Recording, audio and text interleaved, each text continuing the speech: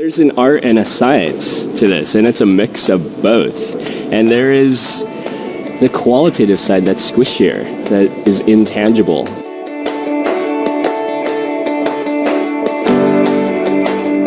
Welcome to the Future of Health Podcast. I'm David Schifrin. That was Chris Chan, Innovation Imagineer at Mercer.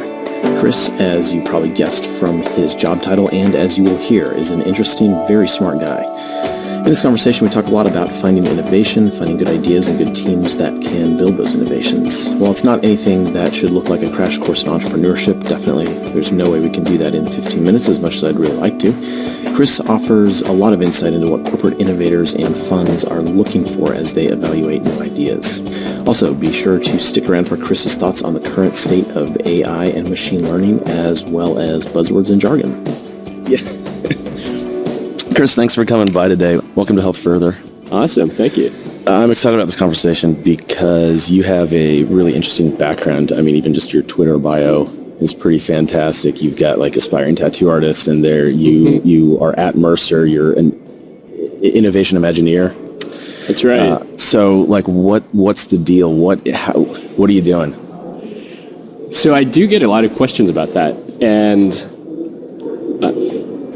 just plainly personal branding is very important to me. And so having something jump out, doesn't matter what it is, but when you read through the description, having something jump out that gets your attention to get you to ask me a question, that's the whole point. So whether it's the tattoo stuff or aspiring comedian or what's an innovation Imagineer, there's all of those things would make me ask someone, what's the deal, right? Yeah. And so it just creates an easy door opener.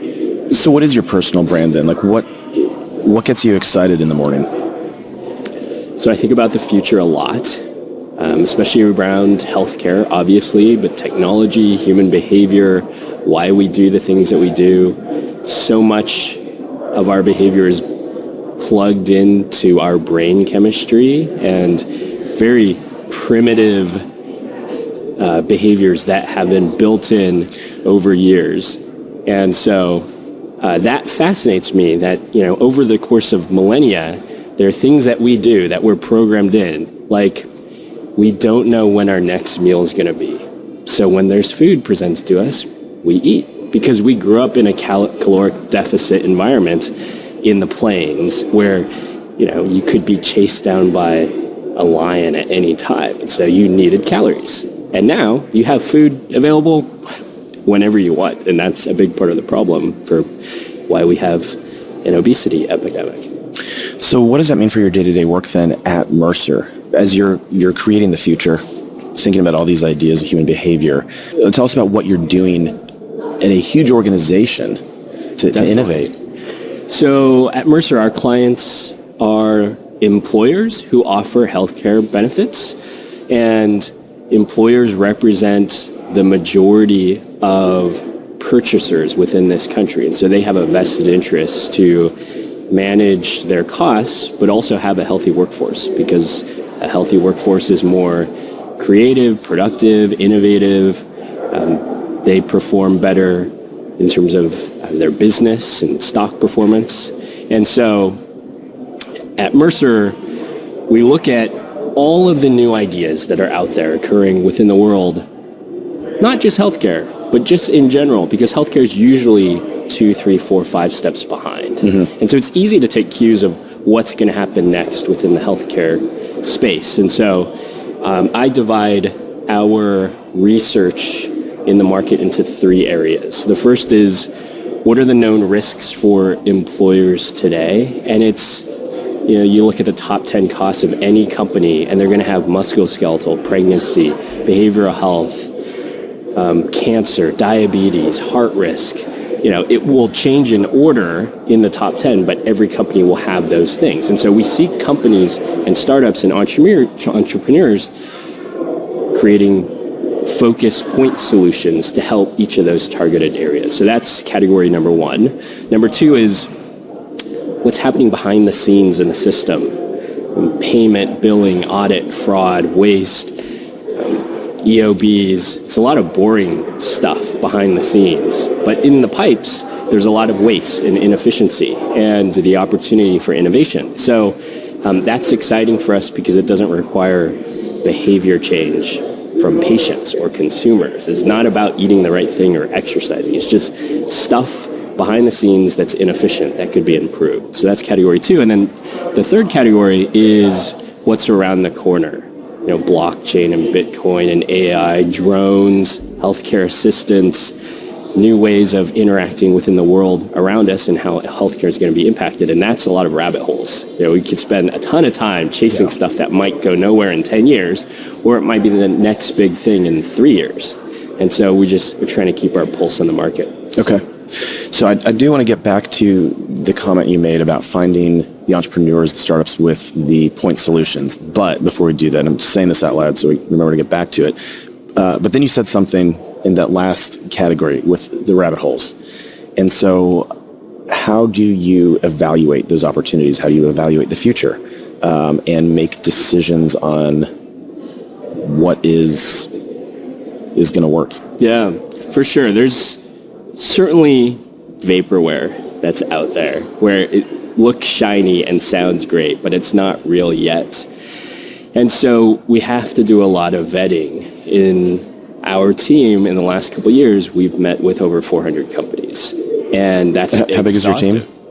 We've been running between 3 and 5 people. So it's a small, nimble team. And there are a couple days during the week that we block out for those types of meetings, and it's just one after another, and they're exhausting, fun, but sometimes depressing if it's a bunch of not so great meetings. And you certainly get a feel for the experience of the entrepreneurs. Have they done this before? Are they assembling the right team? Do they know what they're getting themselves into? And some level of transparency. You can't shield yourself behind a wall of intellectual capital protection and privacy. And, a lot of these ideas people have thought of before, and it's about execution that makes the difference. And I'm sure there's some secret sauce that's protective that you want to hide, but you got to give us a level of comfort that you know the details and you have the expertise to make a difference in the space versus potential competitors.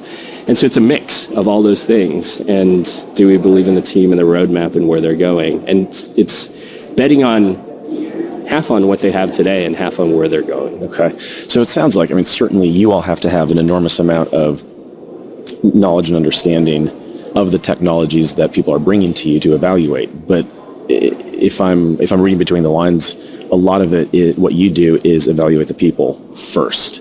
I don't, to put it just very bluntly, like you've got to have a pretty well-tuned BS meter. And look, is that fair? Yeah, it's true. There's an art and a science to this, and it's a mix of both. Okay. And there is the qualitative side that's squishier, that is intangible, that sometimes you just get a good feel. And there are certainly meetings we walk out of where we have the sentiment shared across the team. We like the product.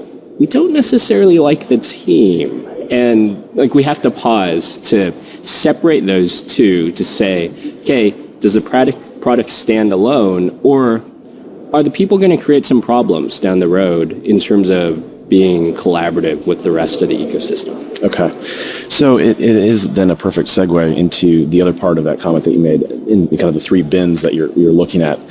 The entrepreneurs who are coming to you with these ideas, with these technologies, you've already spoken a lot to this. Know your space.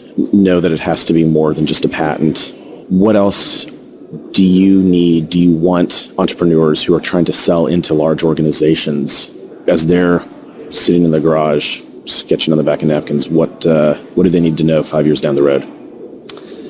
Yeah, so one of the VCs that we maintain regular conversation with about this space, that he has a saying around your yes-no factor. So when you commit to something, how many times do you come back in a month, in a few weeks, having completed that, having the yes checked off, versus how many times do you come back with a, no, we're not quite there yet, or we had a delay, or this unexpected thing. And that's fine. Those things happen, but you need the ratio of the yeses to certainly outweigh the nos. And, that adds up to the BS meter. Okay. Are you able to execute?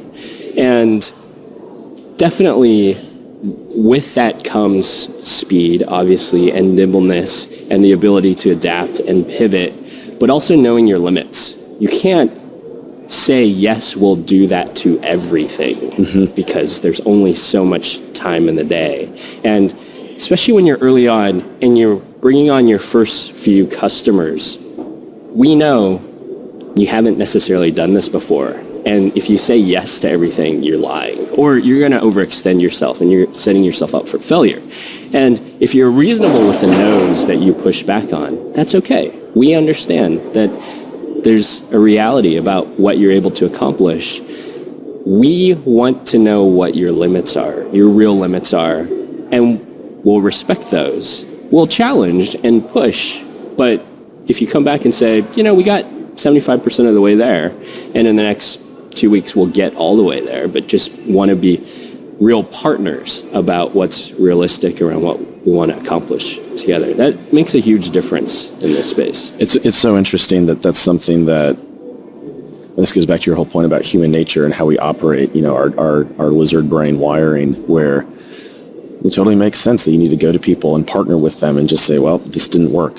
Can we figure out a solution? Yet we all still have the innate desire to hide those things and find a way around it and say yes when we should say no and say no when we should. It's absolutely yes. And when we sit in a meeting and we hear yes too much, or it's completely customizable and flexible and we can integrate and scale, and it's a bunch of buzzwords that are often thrown out, we debrief and say, well, it didn't really sound like they know what their product is. They can make it whatever you want it to be, whatever the customer wants it to be. And that's really hard to envision what shape it's ultimately going to take, because it feels a little too fluid in terms of their idea. Okay. You're not stuck to a single vision. What's your least favorite buzzword, or what's one that you hear the most that just drives you nuts? I mean, these days it's AI and machine learning. Okay. And I know that there's a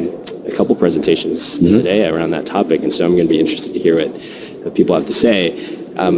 More often we push back because, and I'll be truthful, in all of these subjects and areas where we research, we know enough to be pretty dangerous and wrong a lot of the time. Okay. So, we're wide, a mile wide and an inch deep on a lot of things, but AI and machine learning is such the buzzword these days.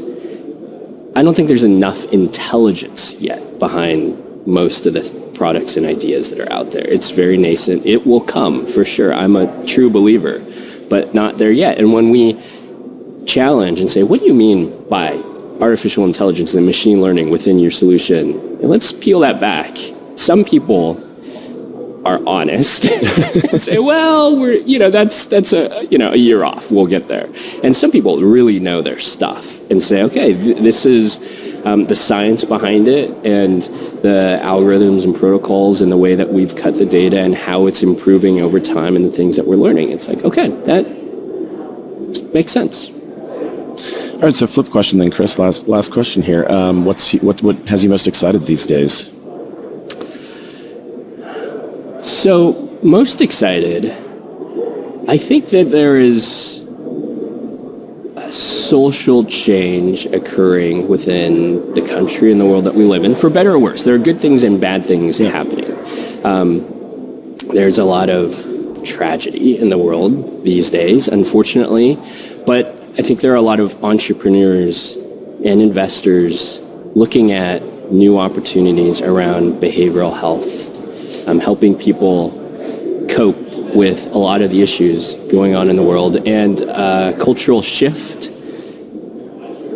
that unmasks a lot of the stigma around talking about these issues. And a lot of physical problems are rooted with comorbid behavioral stressors. And so if we can tackle both sides of that equation, I think, interestingly, generational shift within the country will help move a lot of that along, because for better or worse, younger people share a ton on social media and are more comfortable with expressing themselves. And so there are certainly a lot of platforms and solutions targeting that area and looking at these issues to help our society in general. So that's pretty cool and exciting. Excellent. We may have to come back around for another full conversation on that at some point. Absolutely. Chris Chan, thanks so much for your time. Great to have you here. Thanks for having me. So much good stuff in there from Chris. I love the yes-no ratio. I really liked his call out of people who hide behind jargon and buzzwords. And I'm getting pretty excited by the increasing number of conversations taking place around behavioral health and the social and generational change we're seeing that's helping to drive progress in that arena. For more on that, be sure to check out the conversation with David Guth of Centerstone and Shelley Du Bois of Girard from a couple of episodes ago. Anyway, I really appreciate Chris coming by, and hopefully we can get into more discussion with him in the future. In the meantime, please do us a favor and tell 2 friends about the Future of Health podcast. Send them a link from iTunes, although we also are on Stitcher, so that works too. Thanks as always, and all the best.